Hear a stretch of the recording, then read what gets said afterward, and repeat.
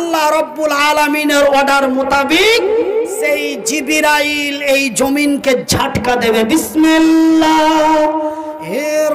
রহমানির রহিম। ইজাস সামাউন ফাতারাত ওয়া ইদাল কাওয়াকিবু ইনতাশারাত ওয়া ইদাল বিহারু ফুজ্জিরাত। আসমানটি তার ফেটে যাবে, চন্দ্রটি তার ছুটে যাবে, নক্ষত্রগুলি ছিটকে ছিটকে আল্লাহর জমিনে পড়তে থাকবে। নক্ষত্র বুঝতে পারছে জি ভাই? নক্ষত্র কাকে বলে? তারা। বাংলা ভাষায় হলো নক্ষত্র, আর আমরা সাধারণ ভাটিয়া ভাষায় বলি তারা। নক্ষত্রগুলি তারাগুলি ছিটকে ছিটকে আল্লাহর জমিনে পড়তে থাকবে। তবে এক জায়গায় জালসা করতে গেছি, আর এখন যখন বলেছি তারাগুলা ছিটা ছিটা পড়বে, একটা ঢাল পহড়া ডাহিন দিকে বসেছিল, পাট করে দাঁড়িয়ে বলছে মৌলভী সাহেব ওয়াজ বন্ধ করো। কেন জি ভাই?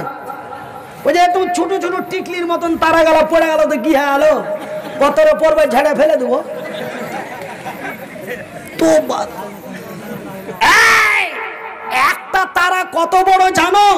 আমি তো ছোট মৌলভী, আমার পরে যেটা লম্বা চওড়া মৌলভী আসবে, বা আপনার এই গ্রামে যে হাইঠা মৌলভী আছে শেখুল হাদিস, প্রশ্ন করবেন একটা তারা কত বড়? একটা প্লেটে যদি পাঁজরা পাঁজরি বিস্কিট রাখা যায় তো কয়খানটা বিস্কিট রাখা যাবে? এই যে প্লেট আছে, প্লেট পিরিচ কইছেন নাকি আপনারা ভাটিয়া ভাষায়? প্লেট।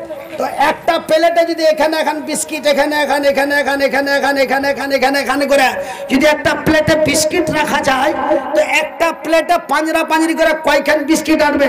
প্রায় 5 থেকে 6 খানটা বিস্কিট এটি যাবে। তো ইতিহাসের পাতায় আল্লাহর কোরআন এবং নবীর হাদিসের মধ্যে পাওয়া যায়।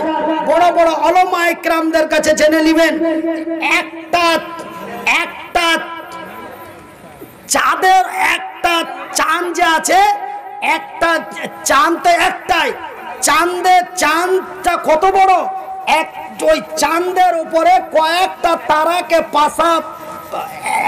একটা তারার উপরে কয়েকটা চাঁদকে পাশাপাশি বিস্কিটের প্লেটের মতো করে রাখা যাবে। তবে একটা তারা কত বড়? কয়েকটা চন্দ্র একটা তারার উপরে রাখা যাবে।